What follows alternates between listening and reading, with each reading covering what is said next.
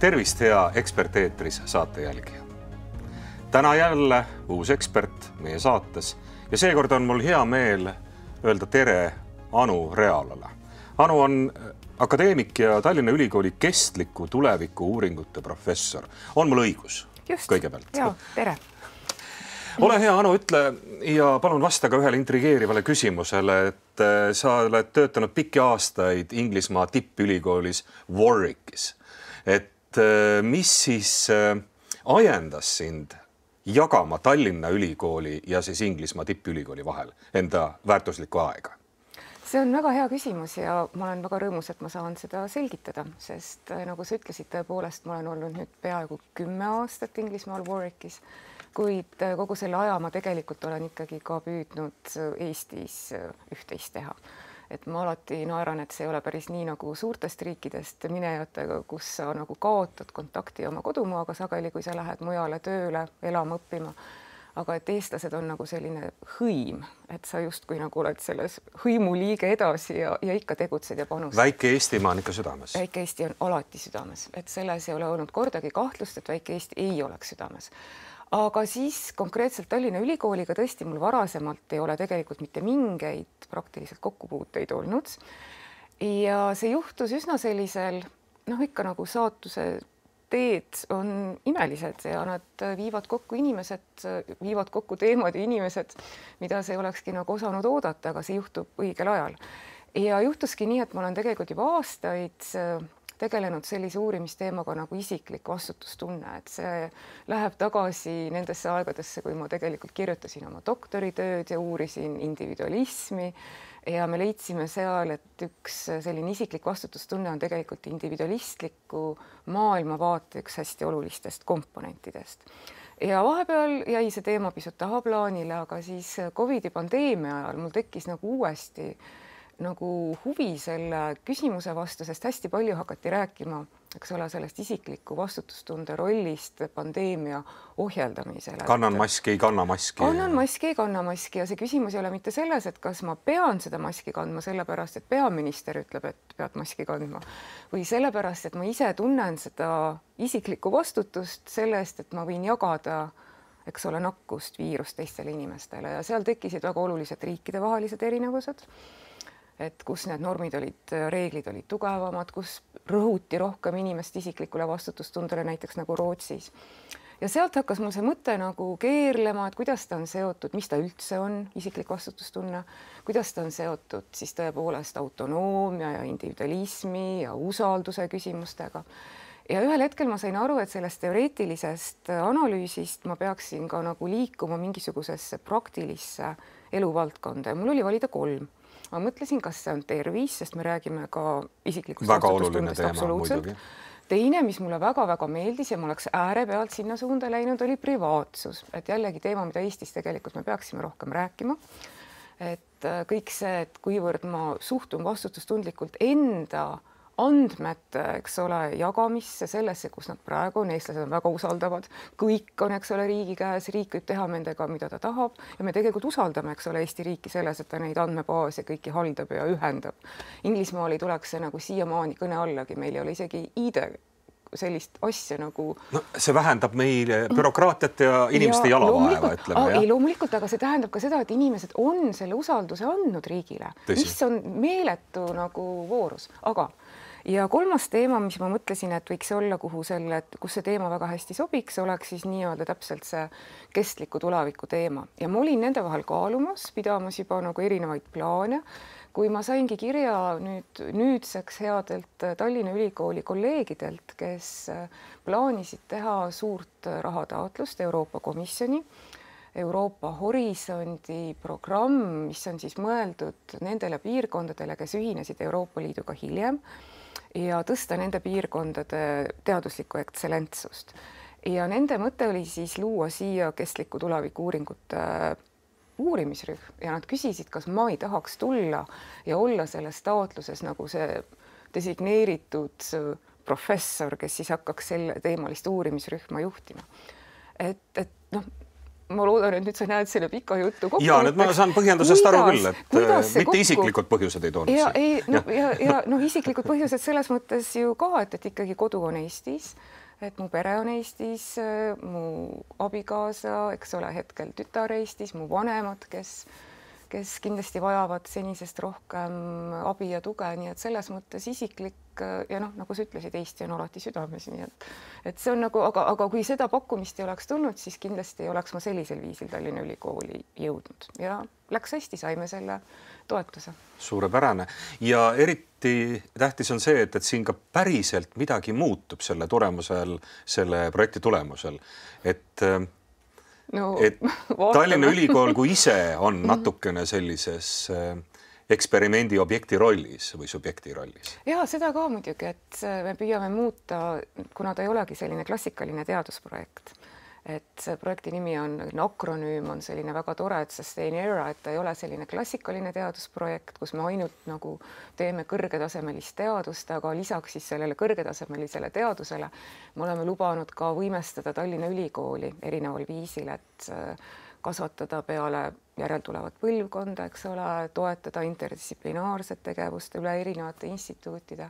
Nii et plaanid on nagu hästi suured ja nüüd meil on 3 kuud projekt käinud ja me oleme juba ikka päris suure hooga käima läinud, aga kuhu me välja jõuame ja mida me muuta suudame, et selleks me peame 5 aasta pärast ilmselt uue saate tegema. Kahtlemata teeme ja küllap ka selle projekti toimumise ajal veel on põhjus sellest rääkida. Kas on ja kindlasti on, aga et millised uuringud on seal taustal, mis näitavad, et meil on kestlikkusega mõningane probleem? Jah, mõningane on selline väga... Uurimise lünk on kusagil. Ja uurimise lünk ja mõningane on ka selline väga viisakas ja kena viis öelda, et kogu see kestlikkuse teema tegelikult on ühtepidi hästi palju kogu aeg meedias, me justkui nagu räägime sellest küll rohepöörde ja kliimaseaduse ja kõikide nende erinevate asjade valguses, aga samal ajal nagu selline järjepidevus justkui puudub. Ja kui uurida päris nagu vaadata seda, mida me teame inimeste hoiakute kohta sellest, et kas keskkonna küsimustega peaks tegelema, eks ole, kas kliimamuutus on oluline, kuivõrd olulised on need teemad võrreldes teiste pakiliste teemadega, siis me paratamatult näeme seda, et Eesti rahvas ei pea neid teemasid kuigivõrd oluliseks ja praegu ma ütlen seda ka väga delikaatselt, sest tegelikult nagu kõikide muude teemadega võrreldes, mida üldse on võimalik oluliseks pidada, siis sisuliselt on need mis tahes küsitlusuuringute järgi nagu Eesti elanike jaoks kõige vähem olulised küsimused.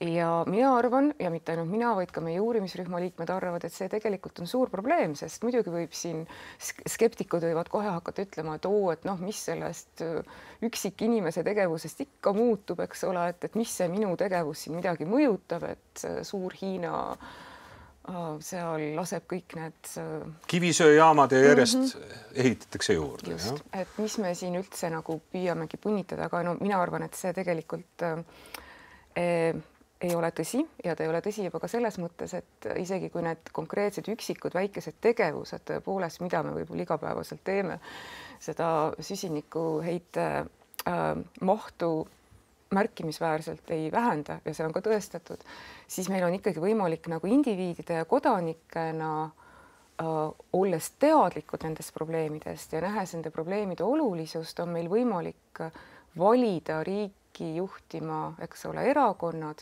kelle jaoks need teemad on olulised, kes on suutelised ellu viima süstemaatilisemaid muutusi, seda nii Eestis kui ka näiteks miks mitte Euroopa Liidu tasandil. Poliitiline kommunikatsioon on väga põnev teema ja me näeme just hetkel seda, mil on majanduslangus, sõjahirm, et ka poliitilised erakonnad kasutavad seda hirmu ära ja vastupidi, ütlevad, et kogu see rohetemaatika, kogu kestlikkuse temaatika tuleb panna ootele või lausa visata prügikasti ja see valijatele meeldib. Ja aga see ongi erakordselt halb lähenemine, sellepärast, et et ma arvan, et ei teki, ei minevikus ei ole olnud ega ka tulevikus ei teki aega, kus meil tegelikult ei ole erinevaid kriise.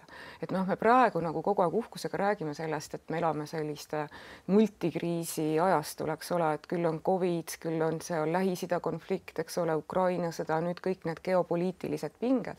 Ja noh, loomulikult ongi maailm tõenäoliselt praegusel hetkel natukene erinev sellest, mis ta võib-olla oli 90ndatel aastatel, kui me olime sutsukene optimistlikumad kogu sellise globaalse maailma harmoonilise tuleviku. Oi, me mäletame teooriaid, et ongi kõik hästi, igavesti. Et siin Fukuyama ja teiste kuulsad ajaloo lõputsitaadid. Aga noh, et me oleme sellest, aga ühesõnaga, mida ma püüan öelda, on see, et neid kriisid on ja kui meil õnnestub nendest kriisidest väljuda, tulevad uued kriisid, mis tähendab seda, et see fookus tegelikult peaks kogu aeg olema nendel keskkonna ja kestlikkuse teemadel ja me peaksime leidma viisi, et me ei viska neid just nimelt niimoodi mugavalt agendast välja, kui me saame öelda, et jah, nüüd läheb kogu aur, eks ole, kaitsekulutustele või see kogu noh, oli vaja siin, eks ole, tegeleda aktiivselt pandeemia järgsete kahjude heastamisega, et see ongi see tasakaal, mis tuleb leida, sest lõpuks, kui me tegeleme ainult kaitsekuludega, siis ja nagu mida siin on nagu kaitsta päeva lõpus, kui sa kestliku tuleviku peale mõtled, et noh, see perspektiiv peaks olema nagu kogu aeg näha, et loomulikult tuleb mingitel hetkedel teha mingeid väikseid mööndusi, aga siis pendel ei saa käia nagu ühest servast teise, et me nüüd äkitselt nagu must ja valge, lihtsad lahendused, see on aeg-ajalt see, mis sinna poole tõukab tõepoolest. Ühiskonnateaduste instituut aitab seda poliitilist kommunikatsiooni vaadelda selle projekti jooksul. Just, et seda me teeme, et meil tegelikult ongi projektis 4 erinevat instituuti Tallinna Ülikoolist, et selle koha pealt üliäge interdistsiplinaarne uurimismeeskond. Ja Ühiskonnateaduste instituudist on meil siis Mari-Liis Jakobson, kes just nimelt selle teemaga tegeleb ja Leif Kalev, siis professor Leif Kalev uurib rohkem siis nende erinevate Euroopa Liidust tulevate regulatsioonide mõju kohalikule poliitika kujundamisele. Ja lisaks on meil siis kaasatud humanitaarinstituut ja sealt on meil inimgeograafid ja Tarmo Pikner ja mitmed teised kolleegid, kes siis hakkavad sellist kogukonnapõhist uurimist tegema. Seal on ka mõju Tallinna Ülikoolile kui ühele väiksele kogukonnale. Võimalik kindlasti ja see Tallinna Ülikool tuleb tegelikult veel sisse, sest ma arvan, et Tarmo Kaibata ja Terje Välja taga, et nemad tegelikult plaanivad minna ka lihtsalt nagu Tallinnast kaugemale vaadata. Et Eesti ei lõpe Tallinnaga. Et nemad tegelikult plaanivad minna nendesse väiksematesse ka maapiirkondadesse ja vaadata, kuidas tegelikult see linnamaa erisus nende mitte ainult kestlike hoiakute, aga ka käitumiste ja kogu selle teemaga. Ja siis meil on Loodusteaduste instituudis professor Jaanus Terasmaa ja koostöös Katrin Männikuga Haridusteaduste instituudist. Nemad hakkavad siis rohkem seda Tallinna Ülikooli juhtumit uurima. Õige, jah, just nimelt see, et millised on need takistused ja toetavad tegurid. Täpselt, sest ülikoolid on ka nagu mingit pidi selline jälle väga omapärane kooslus, et nad on nagu nõudlikud mingit pidi, eks ole, tänu sellele, et ikkagi see noorem generatsioon tuleb loodetavasti teatud määral progressiivsemate vaadetega ja seab ka siis nagu need vanemad olijad, õppejõud ja kogu selle ülikooli administratsiooni teinekord silmitsi mingite uute selliste teemade ja nõudmistega, aga noh, ka tervikuna on tegelikult tegemist väga intelligentse organisatsiooniga, noh, juba definitsiooni järgi, kus võiksid mingid muutused olla kergemad. Ja võib-olla kui neid siin läbi katsetada, siis oleks neid võimalik rakendada ka nagu teistes organisatsioonides.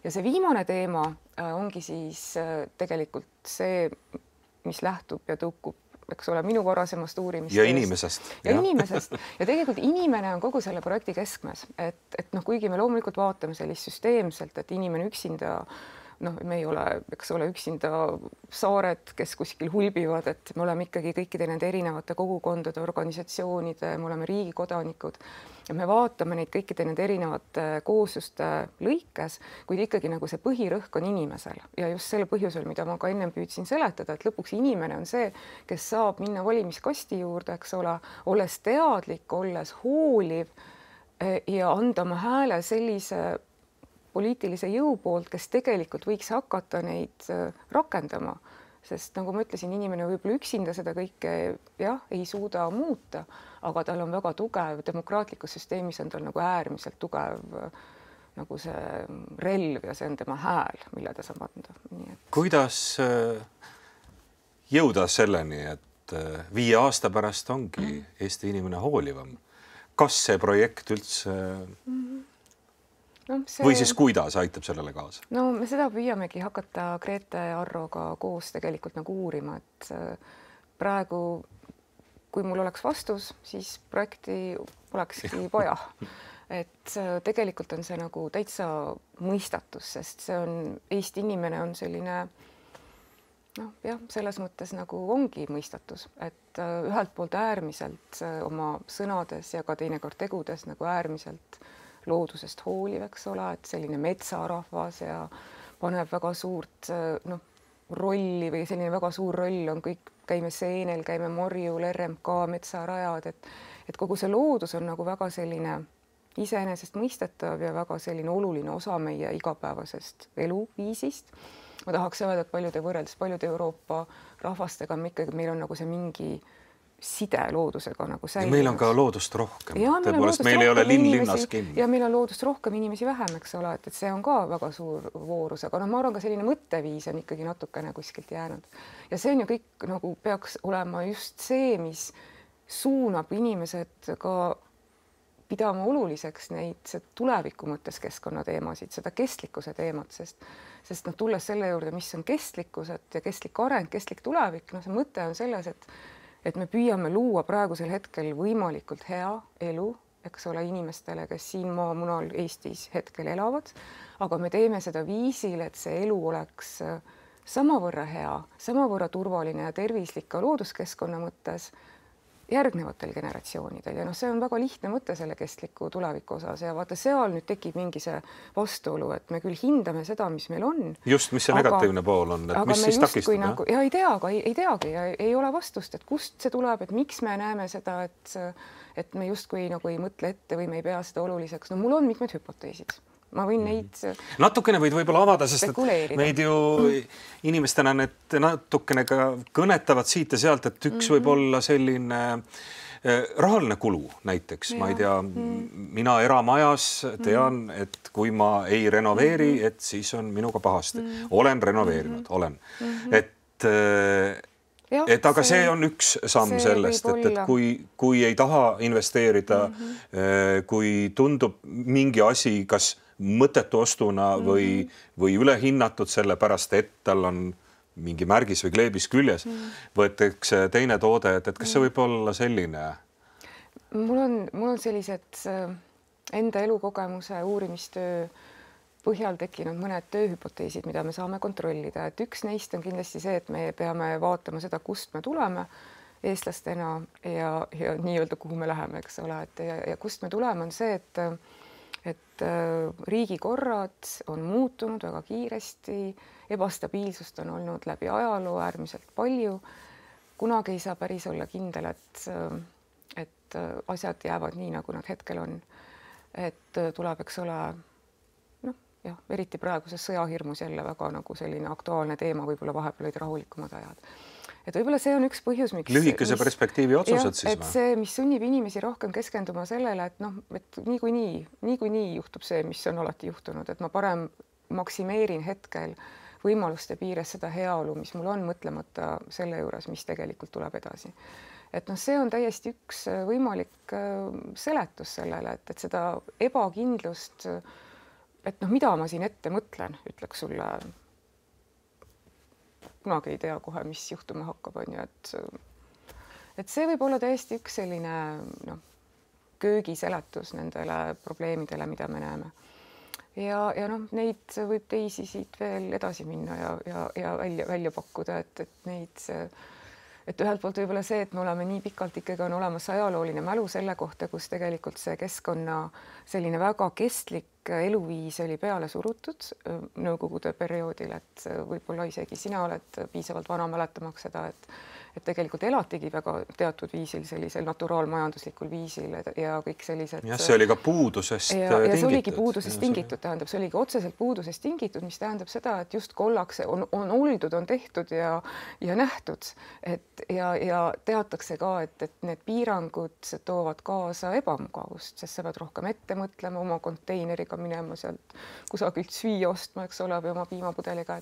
Järjekorras seisma. Järjekorras seisma, kõik need asjad ja võib-olla kolmas selline, et noh, see võib olla teatud määral mõju kindlasti, et me oleme just nüüd nagu selle jõudnud oma riiklikult jõukuselt selle tarbimisühiskonna kõigi nende naudingute juurde, et me saame nagu pakkuda ja võimaldada endale neid ühekordseid asju ja üle ookeani lende ja kõike seda, milles tegelikult oli nagu kas ei olnud raha või ei olnud üldse võimalust.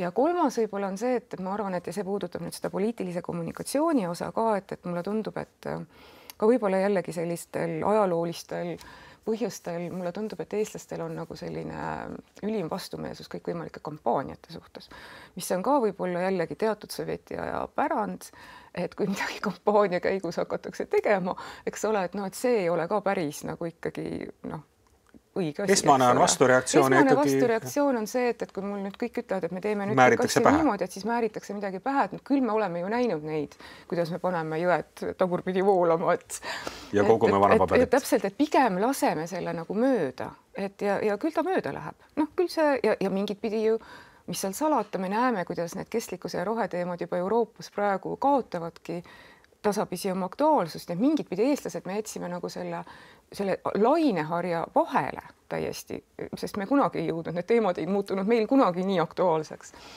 Ja noh, see selles mõttes küll nagu jah, et küll läheb mööda, et ei hakka me siin praegu punnitama nende elektriautodega, et noh, küll läheb mööda. Et noh, mul on sellised mõned ideed, aga loomulikult me peame seda uurima. Väga põnevad. Anu, kui nüüd lühidalt kokku võtta see, et millises seisus soovid sa olla 5 aasta pärast? Mis sa soovid olla saavutanud selle projektiga? Ma arvan, et vastused nendele küsimustele ikkagi, mida me siin nüüd olemegi arutanud, et ühelt poolt, kust tulevad Eesti rahva teadmised, hoiakud, väärtused, arusaam sellest, mis on kestlik areng, mis on kestlik tulevik, kuidas ma arvan, et me ei ole keegi nii ambitsioonikas, ja see ei ole ka selle projekti eesmärk, et nüüd midagi päevapealt muuta. Ma arvan, et kui me oleksime selle teadmise võrra targemad, kuidas inimene kogu selles poliitilises süsteemis, eks ole, sotsiaalmeedia maailmas, kogukondades, organisatsioonides, riigi kodanikuna, et kuidas tal need uskumused, veendumused ja teadmised kujunevad, et mis on need takistused täpselt nende võimalike keskkonnateadlikumate valikute tegemisel, on see raha, on see teadmatus, on see mingid muud stereotüüpsed uskumused.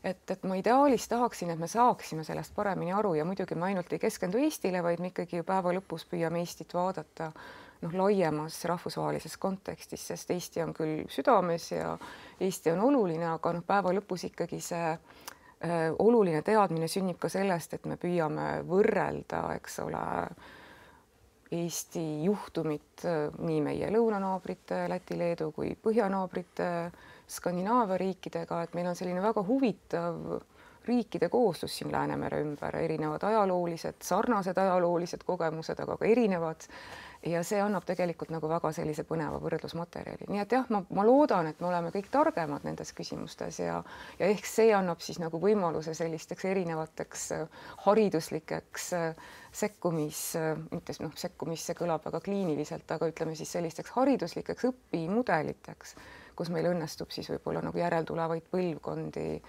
paremini sellel teel juhendada ja suunata. Aitäh, akadeemik ja professor Anu Realo.